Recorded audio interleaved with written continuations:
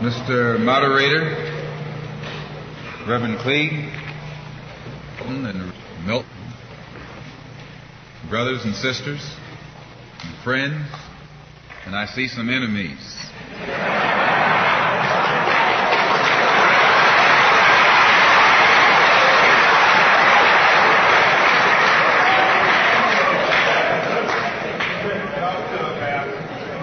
In fact, I think we'd be fooling ourselves if we had an audience this large and didn't realize that there were some enemies present.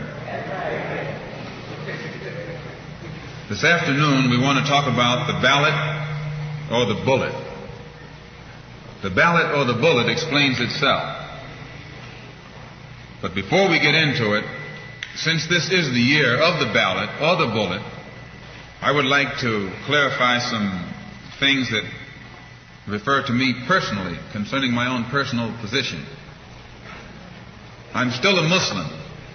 That is, my religion is still Islam.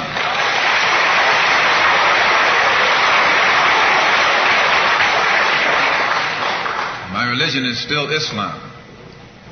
I still credit Mr. Muhammad for what I know and what I am. He's the one who opened my eyes.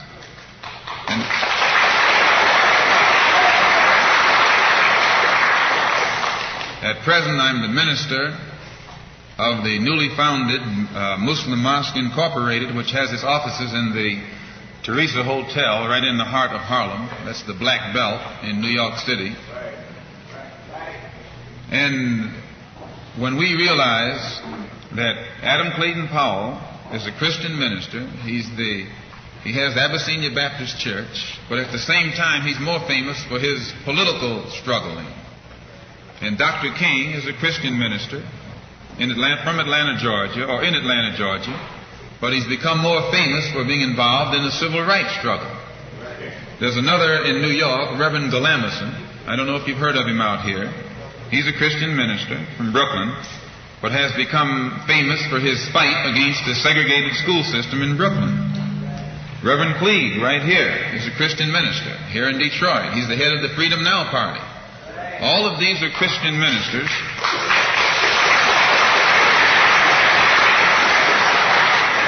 All of these are Christian ministers, but they don't come to us as Christian ministers. They come to us as fighters in some other category. I'm a Muslim minister. The same as they are Christian ministers, I'm a Muslim minister. And I don't believe in fighting today in any one front, but on all fronts.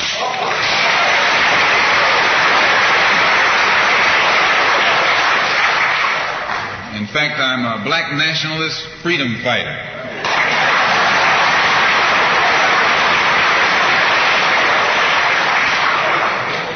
Islam is my religion, but I believe my religion is my personal business.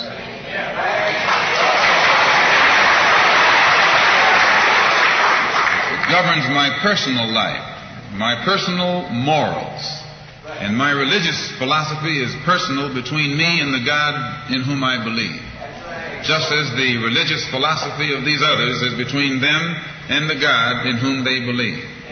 And this is best this way. Were we to come out here discussing religion, we'd have too many differences from the outstart, and we could never get together. So today, though Islam is my religious philosophy, my political, economic, and social philosophy is black nationalism. You and I,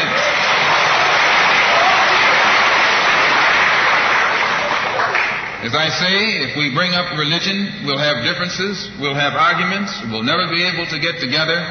But if we keep our religion at home, keep our religion in the closet, keep our religion between ourselves and our God, but when we come out here, we have a fight that's common to all of us against the enemy who is common to all of us.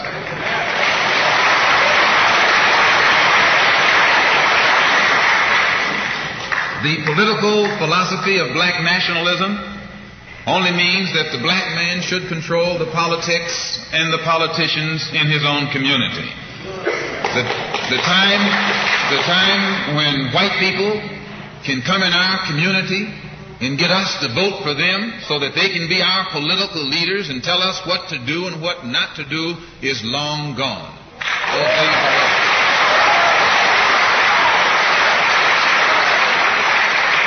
By the same token, the time when that same white man, knowing that your eyes are too far open, can send another Negro into the community, get you and me to support him so he can use him to lead us astray, those days are long gone.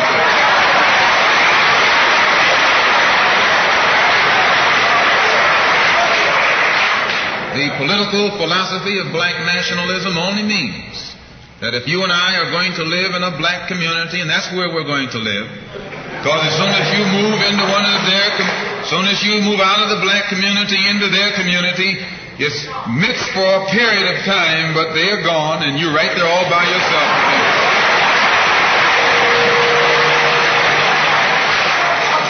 We must understand the politics of our community. And we must know what politics is supposed to produce. We must know what part politics play in our lives. And until we become politically mature, we will always be misled, led astray, or deceived or maneuvered into supporting someone politically who doesn't have the good of our community at heart.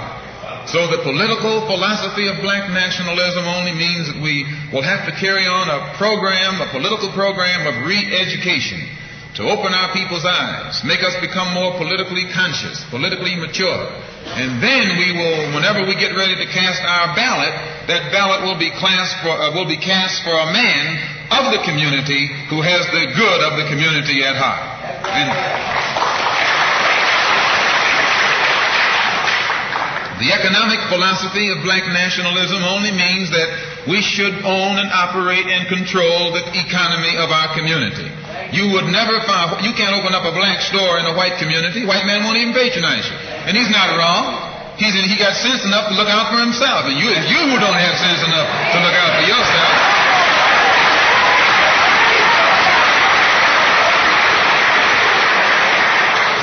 The white man is too intelligent to let someone else come and gain control of the economy of his community.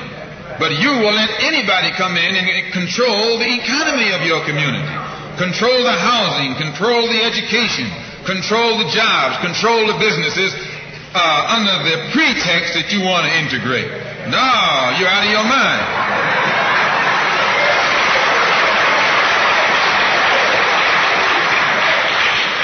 The economic philosophy of black nationalism only means that we have to become involved in a program of re-education to educate our people into the importance of knowing that when you spend your dollar out of the community in which you live, the community in which you spend your money becomes richer and richer. The community out of which you take your money becomes poorer and poorer. And because these Negroes who have been misled, misguided, are breaking their necks to take their money and spend it with the man. The man is becoming richer and richer, and you're becoming poorer and poorer. And then what happens? The community in which you live becomes a slum. It becomes a ghetto. The conditions become run down. And then you have the audacity to complain about poor housing in a run-down community. Why, you run it down yourself when you take your dollar out.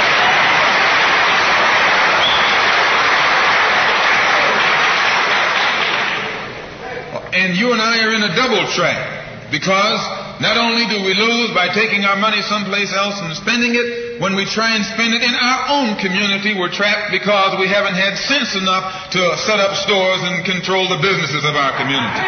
The man who's controlling the stores in our community is a man who doesn't look like we do. He's a man who doesn't even live in the community. So you and I, even when we try and spend our money in the block where we live or the area where we live, we're spending it with a man who, when the sun goes down, takes that basket full of money in another part of the town.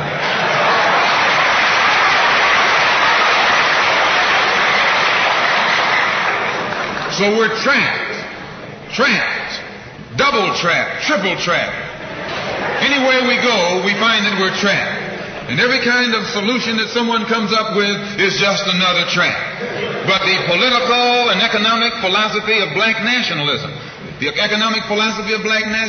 shows our people the importance of setting up these little stores and developing them and expanding them into larger operations. Woolworth didn't start out big like they are today. They started out with a dime store and expanded and expanded and expanded until today they're all over the country and all over the world, and they're getting some of everybody's money. Now this, what you and I in General Motors, the same way, didn't start out like it is. It started out just a little rat race type operation. And it expanded and expanded until today it's where it is right now. And you and I have to make a start. And the best place to start is right in the community where we live.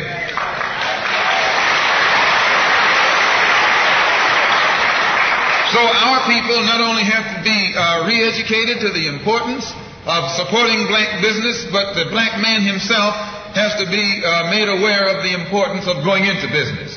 And once you and I go into business, we own and operate at least the businesses in our community. What we will be doing is developing a situation wherein we will actually be able to create employment for the people in the community. And once you can create some employment in the community where you live, it will eliminate the necessity of you and me having to act ignorantly and disgracefully, boycotting and picketing some cracker someplace else, trying to beg him for a job.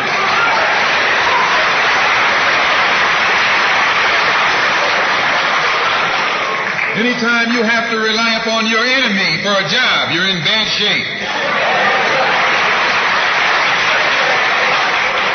And he is your enemy.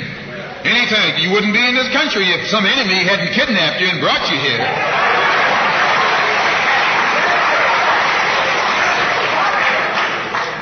On the other hand, some of you think you came here on the Mayflower.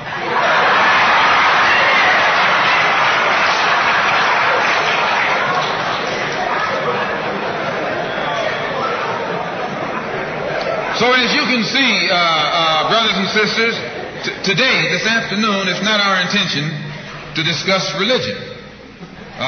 We're going to forget religion. If we bring up religion, we'll be in an argument.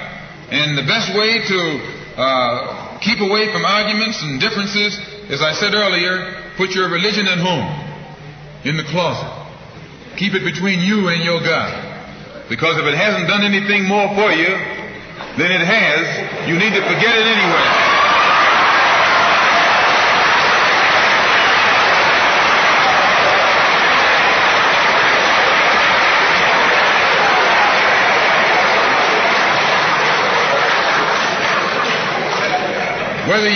Whether you are a Christian or a Muslim or a nationalist, we all have the same problem.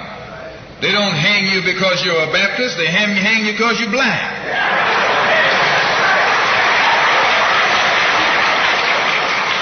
They don't attack me because I'm a Muslim, they attack me because I'm black. They attack all of us for the same reason. All of us catch hell from the same enemy. We're all in the same bag, in the same boat. We suffer political oppression, economic exploitation, and social degradation. All of them from the same enemy. The government has failed us. You can't deny that. Anytime you live in the 20th century, 1964, and you walking around here singing, "We shall overcome," the government has failed.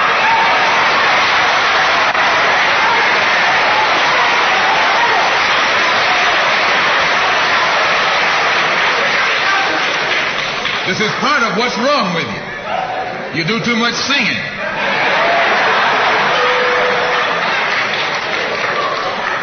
Today it's time to stop singing and start swinging.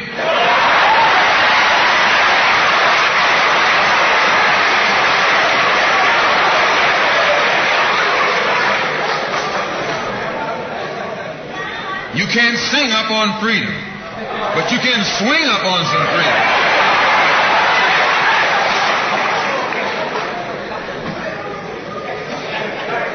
Cassius Clay can sing, but singing didn't help him to become the heavyweight champion of the world. Swinging helped him.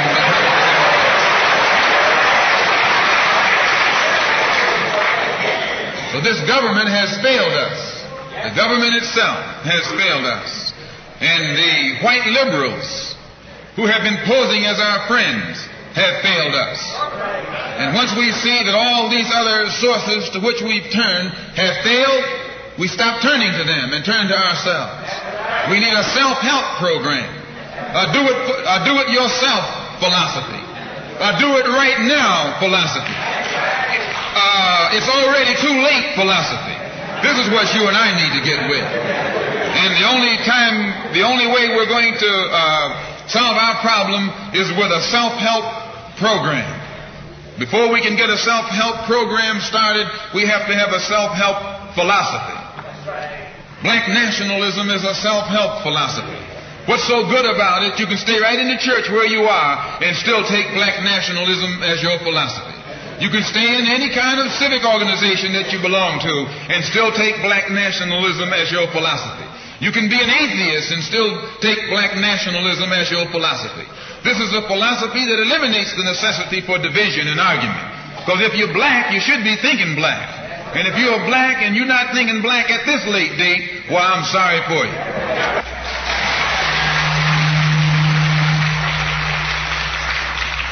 Once you change your philosophy, you change your thought pattern. Once you change your thought pattern, you change your attitude. Once you change your attitude, it changes your behavior pattern. And then you go on into some action.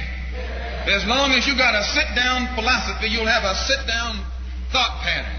And as long as you think that old sit-down thought, you'll be in some kind of sit-down action. They'll have you sitting in everywhere. It's not so good to refer to what you're going to do as a sit-in. That right there castrates you. Right there it brings you down. What goes with it? Think of the image of someone sitting. An old woman can sit. An old man can sit. A chump can sit. A coward can sit. Anything can sit. Well, you and I have been sitting long enough, and it's time today for us to start doing some standing and some fighting to back that up.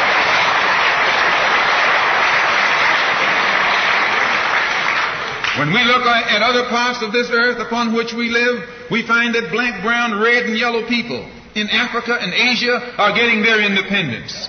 They're not getting it by singing, "We shall overcome." No, they're getting it through nationalism. It is nationalism that brought about the independence of the people in Asia. Every nation in Asia gained its independence through the philosophy of nationalism. Every nation on the African continent that has gotten its independence brought it about through the philosophy of nationalism. And it will take black nationalism to bring about the freedom of 22 million Afro-Americans here in this country where we have suffered colonialism for the past 400 years.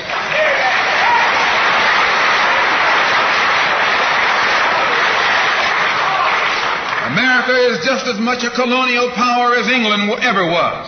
America is just as much a colonial power as France ever was. In fact, America is more so a colonial power than they, because she's a hypocritical colonial power behind it.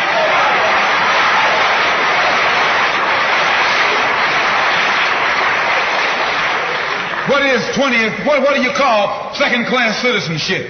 Why, that's colonization. Second-class citizenship is nothing but 20th century slavery. How are you going to tell me you're a second-class citizen? They don't have second-class citizenship in any other government on this earth. They just have slaves and people who are free. Well, this country is a hypocrite. They try and make you think they set you free by calling you a second-class citizen. No, you're nothing but a 20th century slave.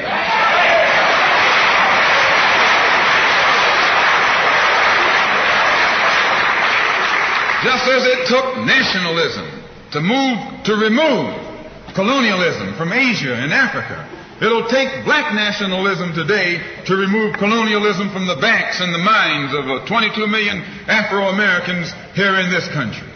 And 1964 looks like it might be the year of the ballot or the bullet.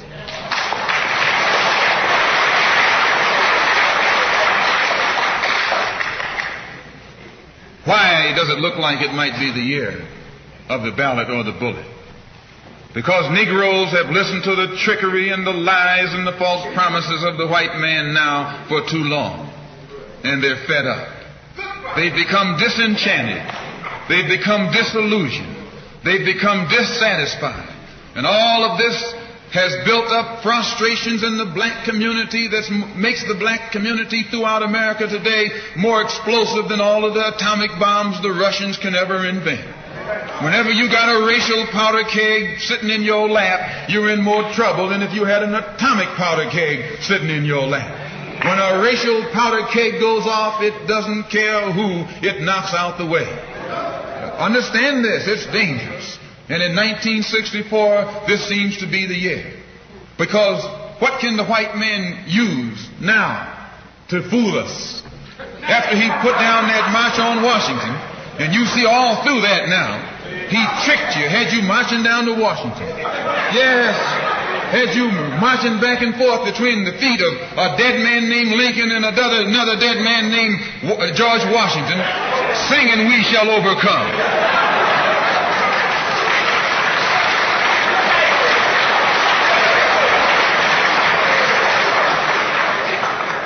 He made a chump out of you.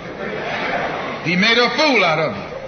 He made you think you were going somewhere, and you end up going nowhere but between Lincoln and Washington. So today our people are disillusioned. They've become disenchanted. They've become dissatisfied. And in their frustrations they want action. And in 1964, you'll see this young black man, this new generation. So today, our people are disillusioned. They've become disenchanted. They've become dissatisfied. And in their frustrations, they want action.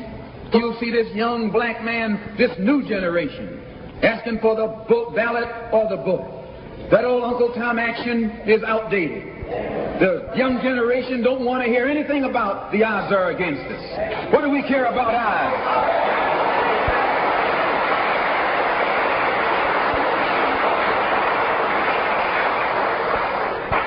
When this country here was first being founded, there were 13 colonies. The whites were colonized. They were fed up with this taxation without representation. So some of them stood up and said, liberty or death. Though I went to a white school over here in Mason, Michigan. The white man made the mistake of letting me read his history books. He made the mistake of teaching me that Patrick Henry was a patriot and George Washington wasn't nothing nonviolent about old Pat or George Washington. Liberty or death was what brought about the freedom of whites in this country from the English.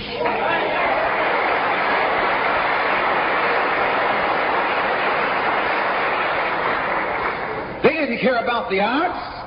Why, they faced the wrath of the entire British Empire. And in those days, they used to say that the British Empire was so vast and so powerful when the sun would never set on it. This is how big it was. Yet these 13 little scrawny states, tired of taxation without representation, tired of being exploited and oppressed and degraded, told that big British Empire, liberty or death. And here you have 22 million Afro-American black people today catching more hell than Patrick Henry ever saw.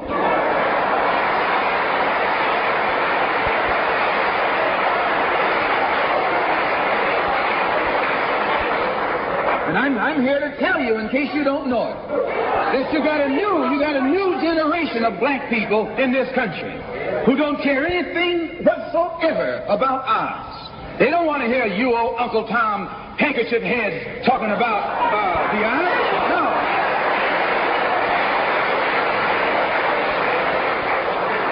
This is a new generation.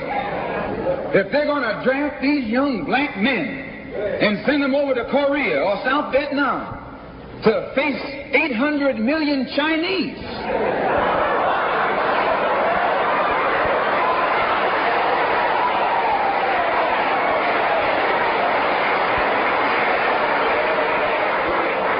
If you're not afraid of those odds, you shouldn't be afraid of these odds.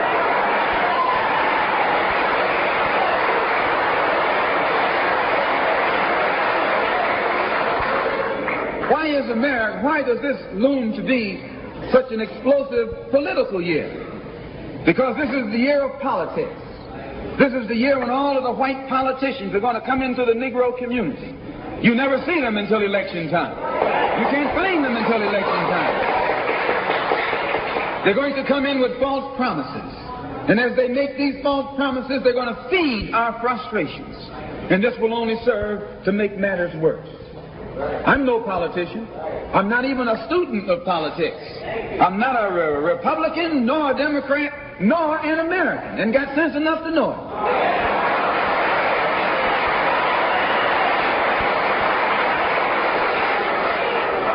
I'm one of the 22 million black victims of the Democrats. One of the 22 million black victims of the Republicans, and one of the 22 million black victims of Americanism.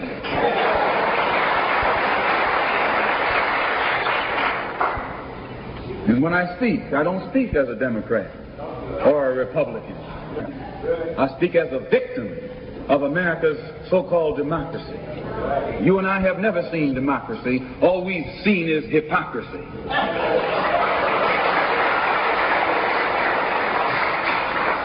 When we open our eyes today and look around America, we see America not through the eyes of someone who has enjoyed the fruits of Americanism. We see America through the eyes of someone who has been the victim of Americanism. We don't see any American dream. We've experienced only the American nightmare. We haven't benefited from America's democracy. We've only suffered from America's hypocrisy. And the generation that's coming up now can see it and are not afraid to say it. If you go to jail, so what? If you're black, you were born in jail.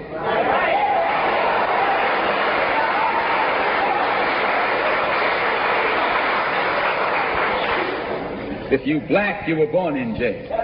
In the North as well as the South. Stop talking about the South. Long as you're south of the Canadian border, you're south.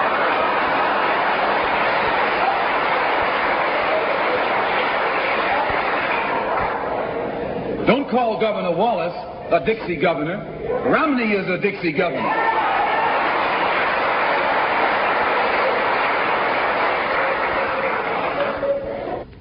$22 million black victims of Americanism are waking up. And they're gaining a new political consciousness, becoming politically mature.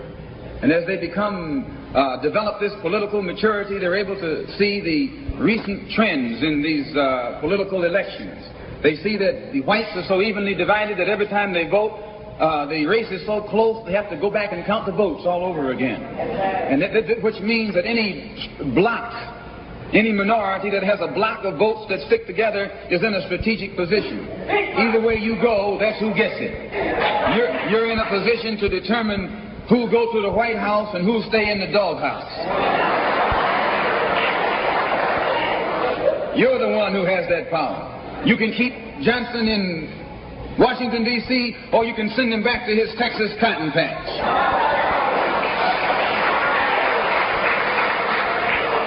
You're the one who sent Kennedy to Washington. You're the one who put the present Democratic administration in Washington, D.C. The whites were evenly divided. It was the fact that you threw 80% of your votes behind the Democrats that put the Democrats in the White House. When you see this, you can see that the Negro vote is the key factor. And despite the fact that you are in a position to be the determining factor, what do you get out of it? The Democrats have been in Washington, D.C. only because of the Negro vote. They've been down there 4 years. And all other legislation they wanted to bring up, they brought it up and gotten it out of the way, and now they bring up you. And now they bring up you. You put them first and they put you last. Because you're a chump.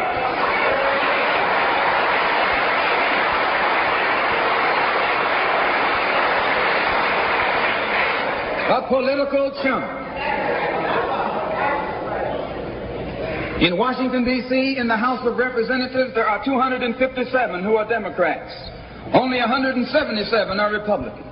In the Senate, there are 67 Democrats. Only 33 are Republicans. The party that you bash controls 2/3 of the House of Representatives and the Senate, and still they can't keep their promise to you because you're a chump.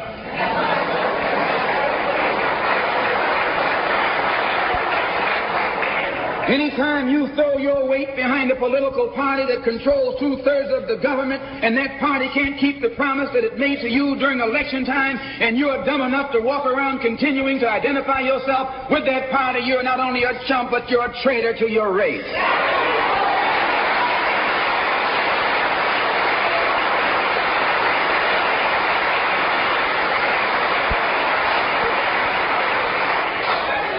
And what kind of alibi do they come up with?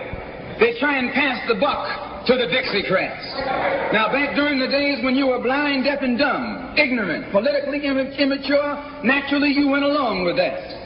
But today, as your eyes come open and you develop political maturity, you're able to see and think for yourself.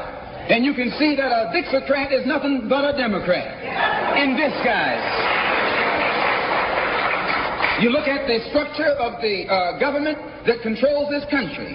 It's controlled by 16 senatorial committees and 20 congressional committees. Of the 16 senatorial committees that run the government, 10 of them are in the hands of Southern segregationists. Of the 20 congressional committees that run the government, 12 of them are in the hands of Southern segregationists. And they're going to tell you and me that the South lost the war.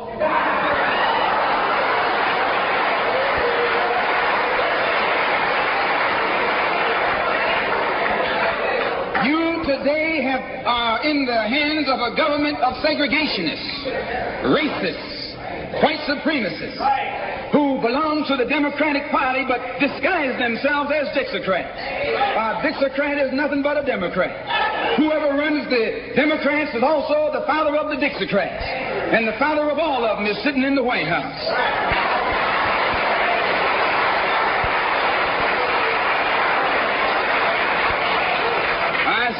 I say it again. You got a president who's nothing but a Southern segregationist.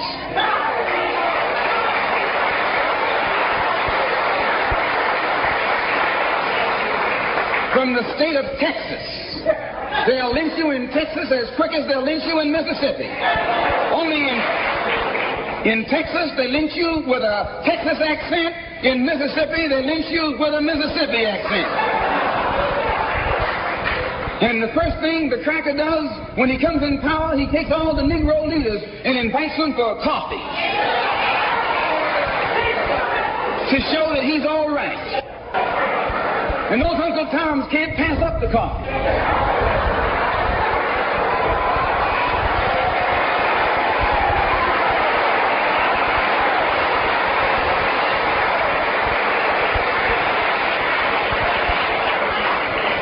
They come away from the coffee table telling you and me that this man is all right because he's from the South. And since he's from the South, he can deal with the South. And look at the logic that they're using. What about Eastland? He's from the South. Make him the president. If Johnson is a good man because he's from Texas, and being from Texas will enable... If Johnson is a good man because he's from Texas, and being from Texas will enable him to deal with the South, Eastland can deal with the South better than Johnson. Oh, I say, you've been misled. You've been had. You've been took.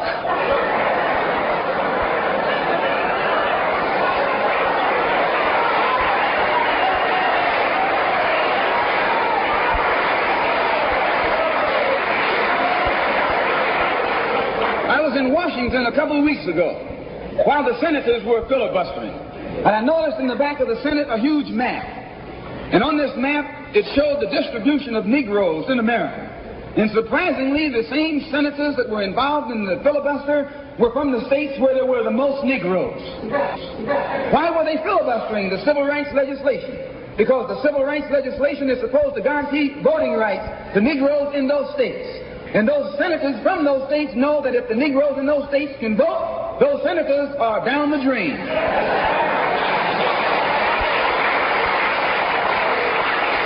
The representatives of those states go down the drain. And in the Constitution of this country, it has a stipulation wherein whenever the voting rights of people in a certain district are violated, then the representative who's from that particular district, according to the Constitution, is supposed to be expelled from the Congress. Now, if this particular aspect of the Constitution was enforced, why, you wouldn't have a cracker in Washington, D.C.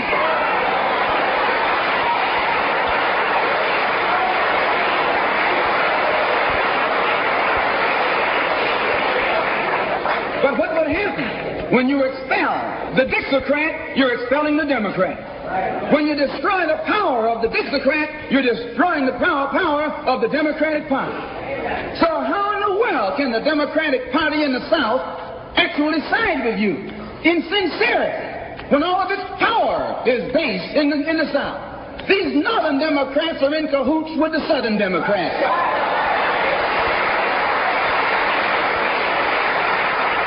They're playing a giant con game, a political con game. You know how it goes.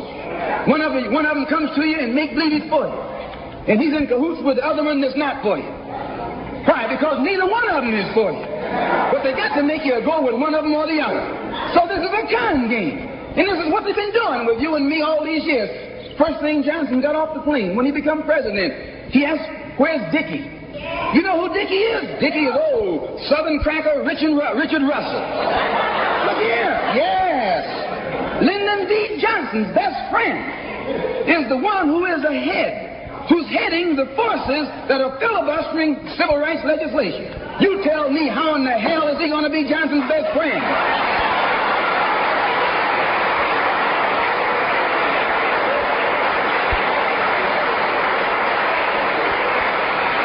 How can Johnson be his friend and your friend too? No, that man is too tricky. Especially if his friend is still old Dickie.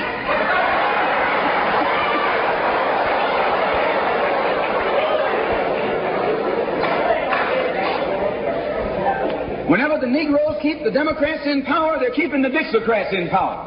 This is true. A vote for a Democrat is nothing but a vote for a Dixiecrat. I know you don't like me saying that, but I'm not the kind of person who come here to say what you like. I'm going to tell you the truth whether you like it or not.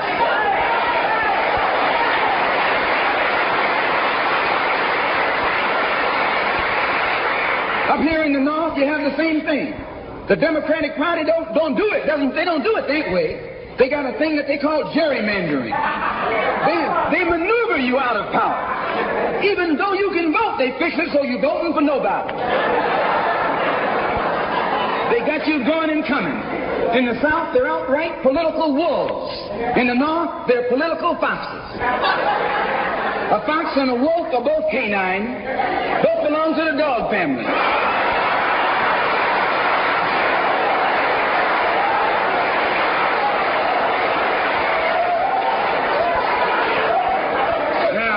You take your choice. You're going to choose a northern dog or a southern dog.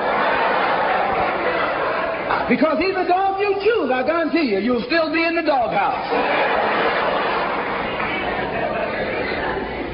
This is why I say it's the ballot or the bullet. It's liberty or it's death. It's freedom for everybody or freedom for nobody.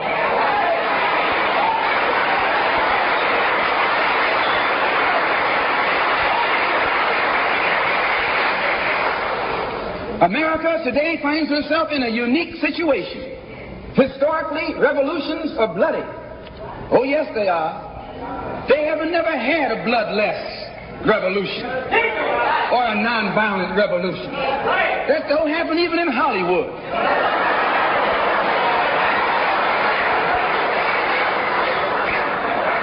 You don't have a revolution in which you love your enemy. And you don't have a revolution in which you are begging the system of exploitation to integrate you into it. Revolutions overturn systems. Revolutions destroy systems. A revolution is bloody.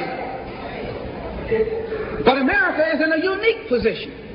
She's the only country in history in a position actually to become involved in a bloodless revolution. The Russian Revolution was bloody. Chinese Revolution was bloody. French Revolution was bloody. Cuban Revolution was bloody. And there was nothing more bloody than the American Revolution. But today, this country can become involved in a revolution that won't take bloodshed. All she's got to do is give the black man in this country everything he's doing. Everything.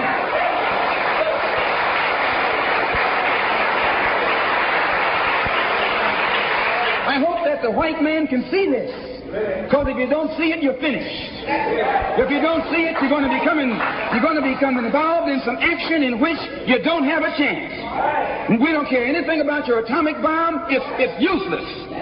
Because other countries have atomic bombs. When 2 or 3 different countries have atomic bombs, nobody can use it. So it means that the white man today is without a weapon. If you want some action, you got to come on down to earth. And there's more black people on earth than there are white people on earth.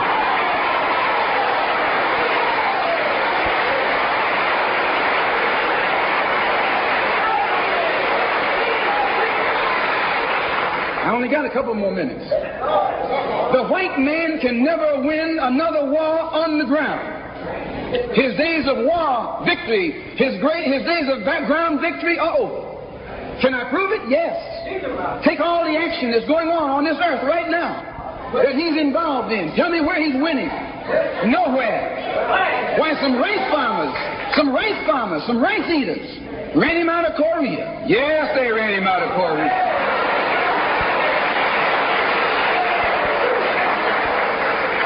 Rice eaters with nothing but gym shoes and a rifle and a bowl of rice.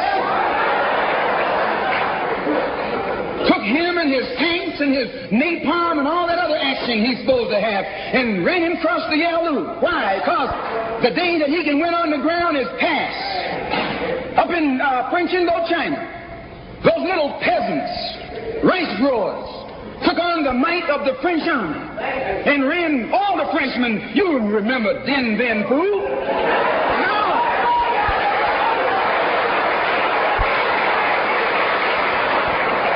The same thing happened in Algeria, in Africa. They didn't have anything but a rifle. The French had all these highly mechanized instruments of warfare. But they put some guerrilla action on. And a white man can't fight a guerrilla warfare. Guerrilla action takes heart, takes nerve, and he doesn't have that.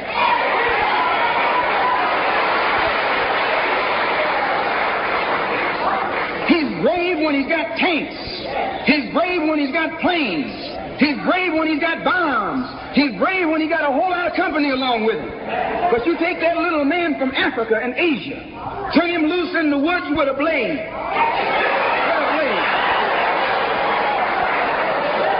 That's all he needs. All he needs is a blade. And when the sun comes down, goes down, and it's dark, it's even Steven.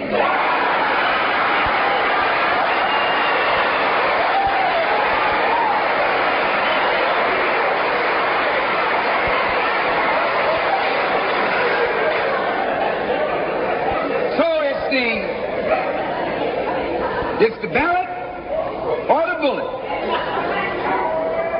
Today our people can see that we're faced with a government conspiracy. This government has failed us. The senators who are filibustering concerning your and my rights, that's the government. Don't say it's Southern senators, this is the government. This is the government filibuster.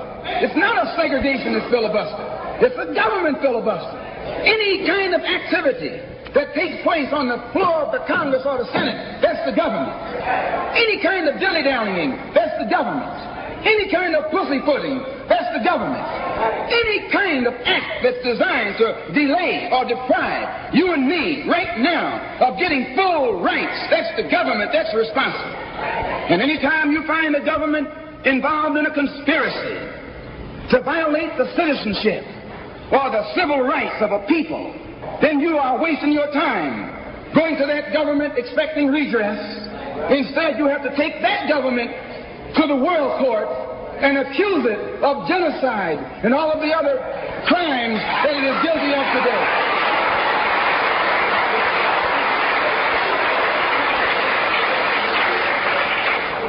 So those of us whose political and economic and social philosophy is black nationalism have become involved in the civil rights struggle.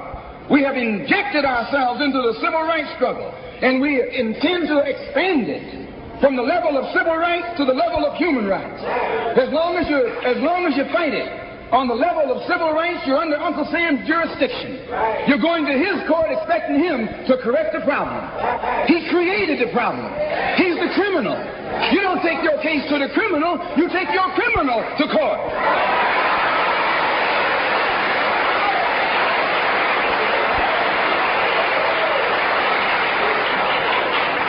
When the government of South Africa began to trample upon the human rights of the people of South Africa, they were taken to the UN.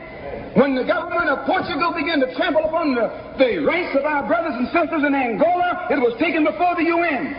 Why, even the white man took the Hungarian question to the UN, and just this week, Chief Justice Goldberg was crying over 3 million Jews in Russia about their human rights, charging Russia with violating the UN Charter because of its mistreatment of the human rights of Jews in Russia. Now you tell me, how can the plight of everybody on this earth reach the halls of the United Nations and you have 22 million Afro-Americans whose churches are being bombed, whose little girls are being murdered, whose leaders are being shot down in broad daylight? Now you tell me why the leaders of this struggle have never taken it before the United Nations.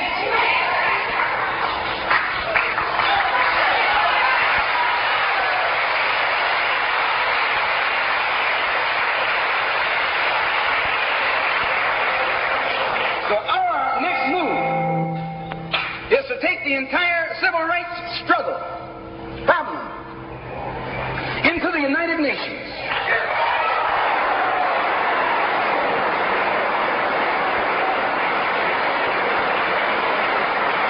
And let the world see that Uncle Sam is guilty of violating the human rights of 22 million Afro-Americans, and still has the audacity or the nerve to stand up and represent himself as the leader of the free world.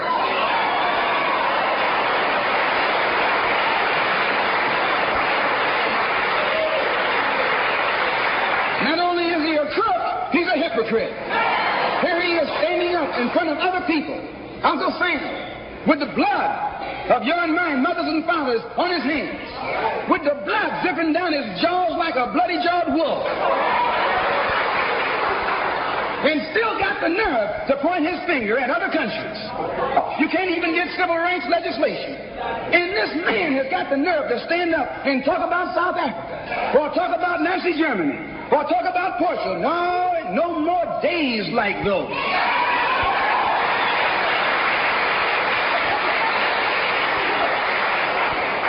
So I say in my conclusion, the only way we're going to solve it, we got to unite in unity and harmony. And black nationalism is the key. How are we going to overcome the tendency to be at each other's throats that always exists in our neighborhood? And the reason this tendency exists, the strategy of the white man has always been divide and conquer. He keeps us divided in order to conquer us. He tells you, I'm for separation and you for integration, and keep us fighting with each other.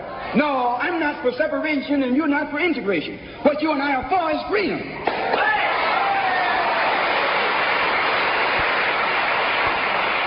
Only you think that integration will get you freedom. I think separation will get me freedom. We both got the same objective. We just got different ways of getting at it. So I studied this man, Billy Graham, who preaches white nationalism. That's what he preaches.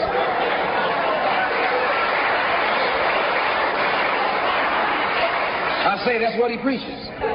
The whole church structure in this country is white nationalism. You go inside a white church, that's what they're preaching, white nationalism. They got Jesus white, Mary white, God white, everybody white. That's white nationalism.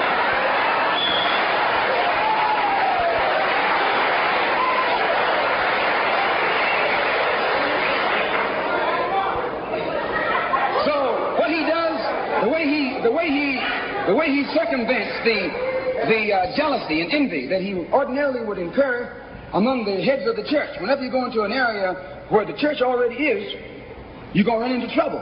Because they got that thing, what you call it, syndicated. They got a syndicate just like the racketeers have. I'm going to say what's on my mind because the preachers already proved to you that they got a syndicate.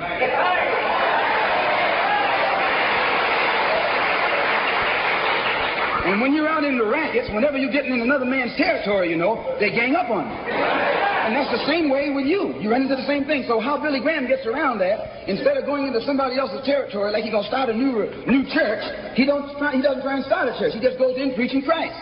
And he says, everybody who believes in him, you go wherever you find him. So this helps all the churches, and so since it helps all the churches, they don't fight him. Well, we're going to do the same thing, only our gospel is black nationalism. His gospel is white nationalism. Our gospel is black nationalism. And the gospel of black nationalism, as I told you, means you should control the politics of your community, the economy of your community, and all of the society in which you live should be under your control. And once you feel that this philosophy will solve your problem, go join any church where that's preached. Don't join a church where white nationalism is preached. Now, you can go to a Negro church and be exposed to white nationalism. But when you walk in a Negro church and a white Mary and some white angels, that Negro church is preaching white nationalism.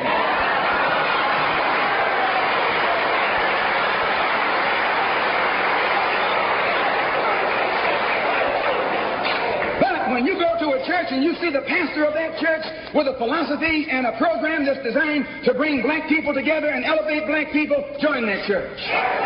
Join that church.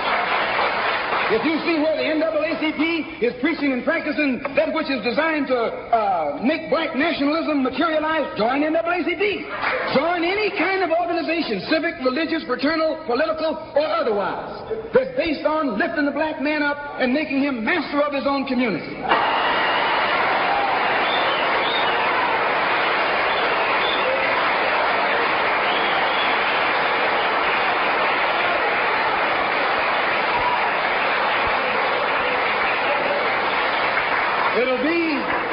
It'll be the ballot, or it'll be the bullet. It'll be liberty, or it'll be death. And if you're not ready to pay that price, don't use the word freedom in your vocabulary. One more thing. I was on a program in Illinois recently with Senator Paul Douglas, a so-called liberal, so-called Democrat, so-called white man. At which time he told me that our African brothers were not interested in us in Africa. He says the Africans aren't interested in the American Negro. I knew he was lying. But during the next 2 or 3 weeks, it's my intention and plan to make a tour of our African homeland. And I hope that when I come back, I'll be able to come back and let you know how our African brothers and sisters feel toward us.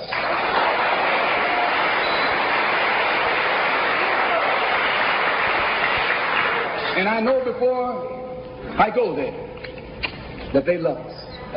We're one. We're the same. The same man who has colonized them all these years colonized you and me too. All these years.